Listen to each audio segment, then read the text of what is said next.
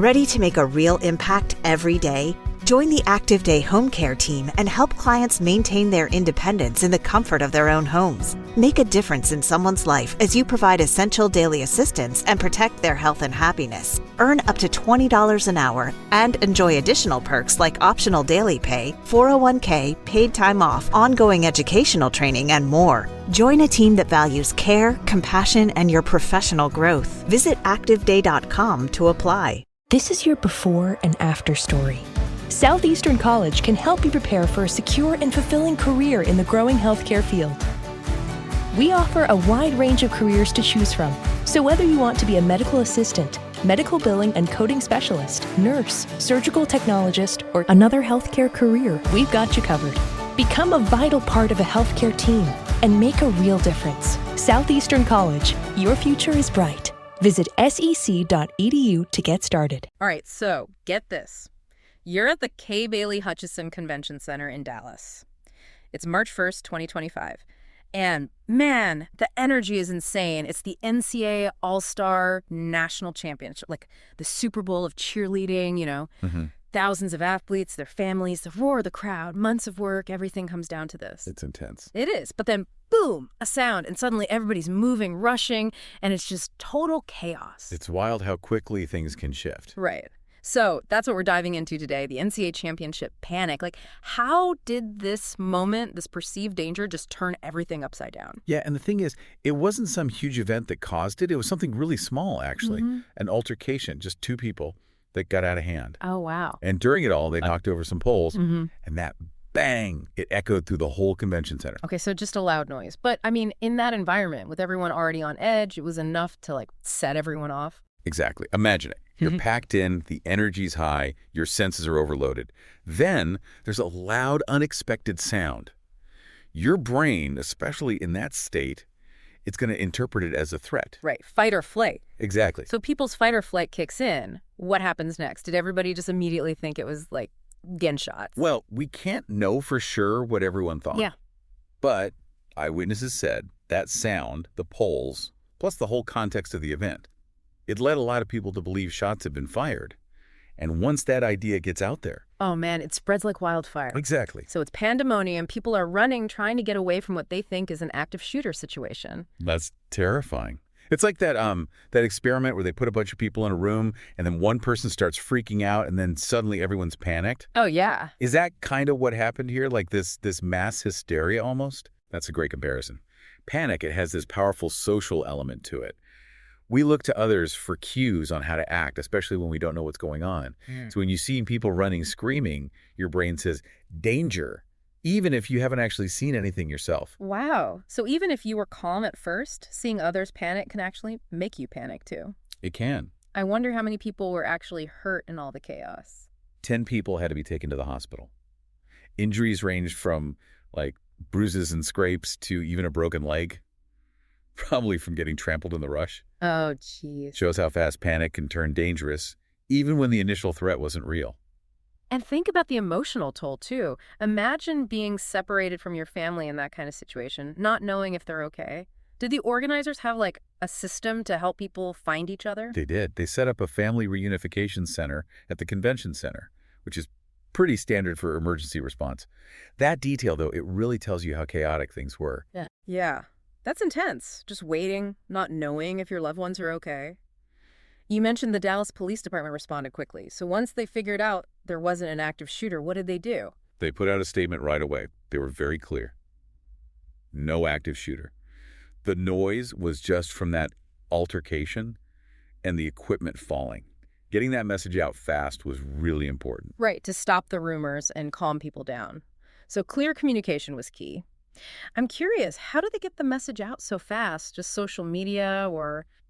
That's a good point. It brings up something really important about handling crowds and emergencies. It's not just about the message. You need different ways to reach people quickly. Yeah, in a panicked crowd, nobody's going to be scrolling through Twitter. Right. So what else could they have used? Well, they probably have a PA system, right? Loudspeaker announcement. Exactly.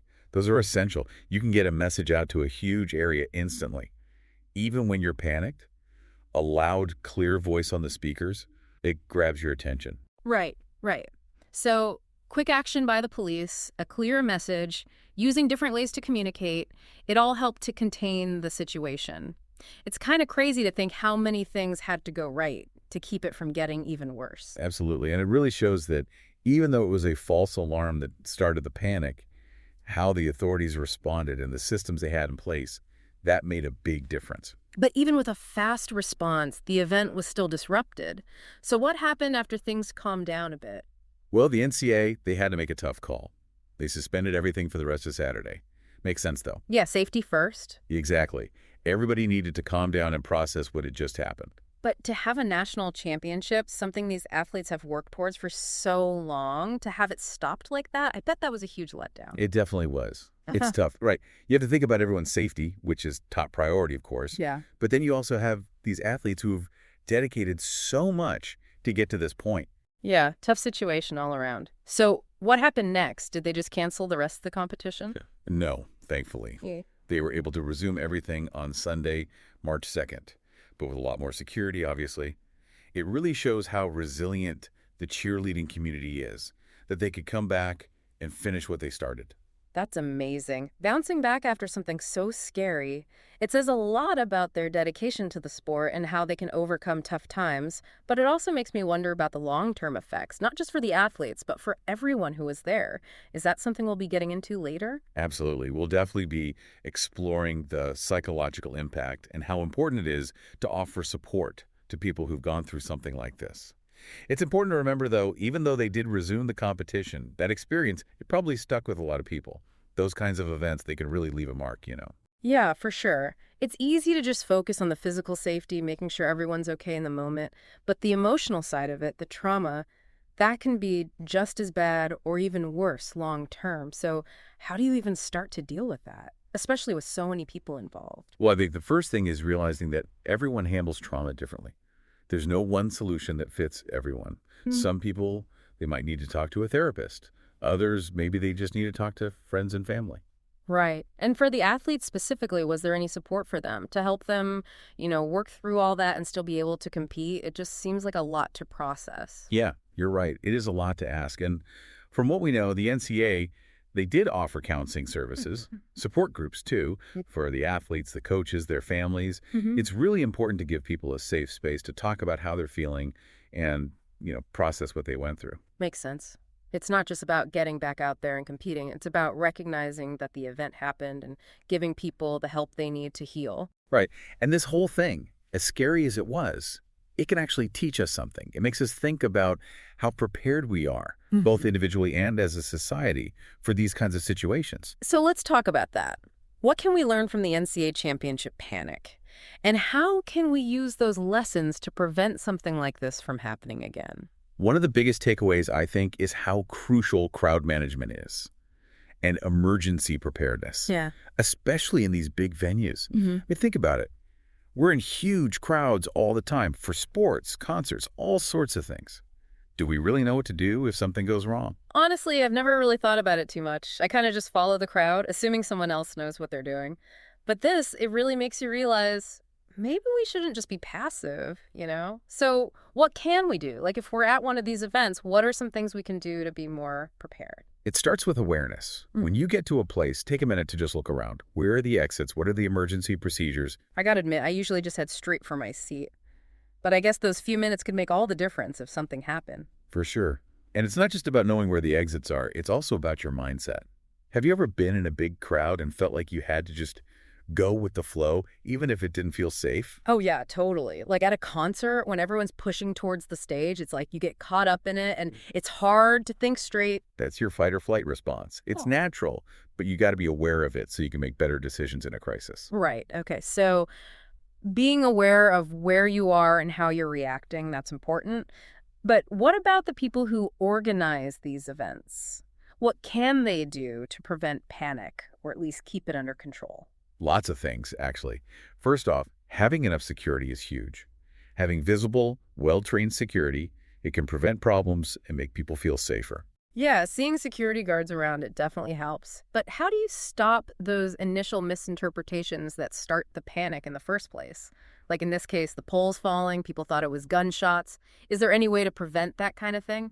That's where design and technology can help. You can design a place with the acoustics in mind, so you minimize echoes and stuff that could make sounds louder and confuse people. Oh, interesting. So, like, thinking about how sound travels in a space and how that might affect people. Yeah, exactly. And technology can play a role too. Imagine if there was a system that could send a message to everyone's phone in the venue instantly, telling them what's going on and what to do. Like a special emergency alert system just for that event, that could be really useful. People always have their phones on them anyway. Exactly. And you could even tailor it to give people instructions based on where they are. Like if something's happening in one area, you could tell people in that area to go to the nearest exit while everyone else stays put and stays calm. That's smart. It seems like having that kind of immediate targeted communication could really help stop things from getting out of hand. It could. And it's not just about the technology. It's about training staff to handle emergencies properly, having clear evacuation plans, doing regular drills to practice those plans. It's like creating a safe environment for a big event. It's a whole science in itself. It is. And it's always changing. As crowds get bigger and the world gets more unpredictable, we have to be proactive about finding ways to minimize risks and keep people safe. So this thing with the NCA championship, as scary as it was, it's actually brought up a lot of important issues and potential solutions. Absolutely. It started a conversation that we need to keep having. We need to be thinking about these things, not just for big events, but for everyday life, too. Okay, so we've talked about what happened, the response, the emotional impact, and some possible solutions for the future. But there's one more thing I'm curious about. You mentioned they increased security when the competition resumed on Sunday.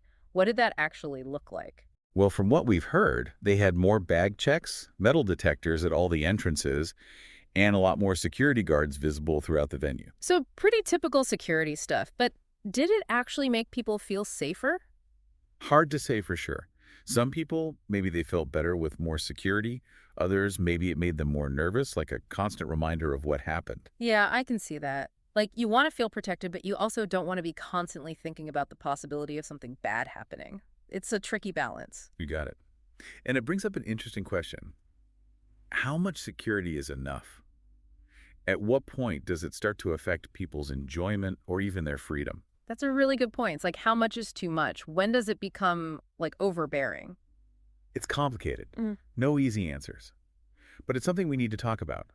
As technology gets more advanced and the world gets more connected, we have to find ways to use that technology to our advantage, but without sacrificing individual liberties. That makes sense. It's like, we don't want to live in a world where we're constantly being watched and controlled, but we also want to feel safe, you know? Exactly. And I think the NCAA championship panic, it can actually help us make positive changes. It forces us to face these tough questions and really think about how we can create a safer, more resilient world. Okay, so let's switch gears a bit. There's something that really stood out to me about all this. We've been talking about the panic, the fear, the security measures, but there's another side to this. The cheerleading community, they were so resilient. Absolutely.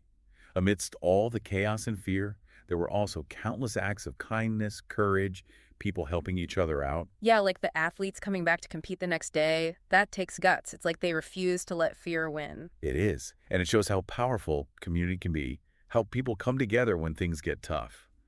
Think about it. These athletes, they'd trained for months, some for years, for this moment. And then boom, everything's different. Yeah, their world got flipped upside down. But they didn't give up. They supported each other, rallied together, and found a way to keep going. It's a great reminder that even when things are really bad, there's always hope. Always that potential for human connection, for resilience, for overcoming challenges. It's inspiring. Were there any specific stories or examples of this resilience that really stood out to you? Oh, definitely. Tons of stories of athletes comforting each other, parents protecting their kids, complete strangers helping each other to safety. Like, even in all the chaos, the best of humanity came out? Gives you a little bit of faith in people, doesn't it? It does. It reminds us that even when we're scared and things are uncertain, we can still be strong, compassionate, and come together. So this incident, as scary as it was, it also showed us how strong the human spirit can be. Exactly. And something we shouldn't forget, because as we deal with a world that's increasingly complicated and unpredictable, we need that resilience, that sense of community, more than ever. Okay, so we've talked about being prepared, the importance of security, and how incredibly resilient the cheerleading community was. But this deep dive, it's not just about understanding what happened. It's about taking those lessons and applying them to our own lives. You're absolutely right. So let's turn it over to you, the listener. Imagine you're at a big event, like a concert, a game, even a crowded mall. Knowing what we know now, what would you do to stay safe and make sure the people around you are safe too? That's a great question to think about. And it's not just about big events, right? Like this kind of awareness, this preparedness, we can use it every day. For sure. It's about paying attention, being observant, and having a plan. It's about shifting our mindset, going from reacting to things to actually being proactive about safety. Exactly. And that's where I think the conversation needs to go from here, this deep dive. It's just the beginning. So let's keep the conversation going. What are your thoughts? What have you learned from this? What are you going to do to be more prepared, more resilient in your own life? We'd love to hear from you. You know, it's kind of wild how this whole conversation has evolved, right? We started with this really scary incident, the panic and everything, but now we're talking about hope and resilience and the power of community. It's almost like finding a positive takeaway from something really negative. Yeah, it is. And that's what's so cool about these deep dives. We start with one specific event, but then it opens up all these other questions and ideas and connections. And at the end of the day, it's about giving you, the listener, the knowledge and tools you need to understand and deal with the world around you. So let's kind of bring it all together. We've covered a lot today, from what actually started the panic to how important crowd management is, and then the incredible resilience we saw from the cheerleading community. What are some of the big things you hope our listeners take away from all this? Well, I think the first thing, and this is huge, is just how important it is to be aware of your surroundings, not just in big crowds, but all the time. It's about being present, paying attention, and having a plan. Right, not just going through the motions, but really thinking about where you are and what could happen. Exactly. And the second thing, I think this episode really showed how crucial clear communication is when it comes to stopping panic. Whether it's the authorities getting the right information out or people letting their loved ones know they're okay, clear and quick communication can be like a lifesaver. Yeah, it's about cutting through the noise, literally and figuratively, and making sure everyone has the info they need to make good decisions. Exactly. And then lastly, I hope this deep dive has left you, the listener, with a feeling of, hope and a sense of your own strength. We've seen that even when things are scary and tough, people can be incredibly resilient. We can support each other, overcome obstacles, and make the world a better, safer place. So, as we wrap up this deep dive, I think a good question for our listeners to think about is, we've talked about being prepared for the unexpected, but what about those times when something happens totally out of the blue? What can you do in those few seconds when that fight or flight response kicks in and your brain's not really thinking clearly? That's a great question. It's something we can all practice, even in small ways. Think about it. Have you ever been startled by something, like a loud noise or someone suddenly appearing? How do you usually react? Oh, yeah, I definitely jump. My heart races and I feel like running away. That's your body's natural response. Yeah. But the cool thing is, we can train ourselves to pause, even just for a tiny bit, before we react, to breathe, look around, and then choose a smarter way to respond. So it's like building up those mental muscles to resist that initial panic, creating a little space between what happens and how we react. Exactly. And it's not about ignoring your emotions or pretending you're not scared. It's about recognizing those feelings and then deciding how you want to act. Like taking control of your fear instead of letting it control you. You got it. And it's a skill you can get better at over time. Start by noticing how you react in everyday situations. When you feel that rush of adrenaline, take a breath and tell yourself you have a choice. That's really powerful. And it's a perfect way to wrap up this deep dive. Thanks for joining us as we explored the NCA Championship panic. It's been quite a journey, going from fear and chaos to resilience and hope. It's been great. And remember, the more you know about yourself and the world, the better you can handle whatever comes your way. And the better you can help create a brighter future. Today is your lucky day. Today is the day that our $3 website works for you, paying you directly to your PayPal daily. Imagine $3 ongoing continuous payments to your PayPal account. Imagine falling asleep and waking up to $300 in your PayPal account. How would this make you feel? How could this help you? What bills could you pay? What kind of fun could you have? What does that retirement look like now? All for a one-time payment of $3. This website is DFY done for you, fully built and completely hosted, and never stops collecting payments for you. You have spent $3 on coffee on a regular, but that coffee won't help you create multiple streams of income. Click the link below.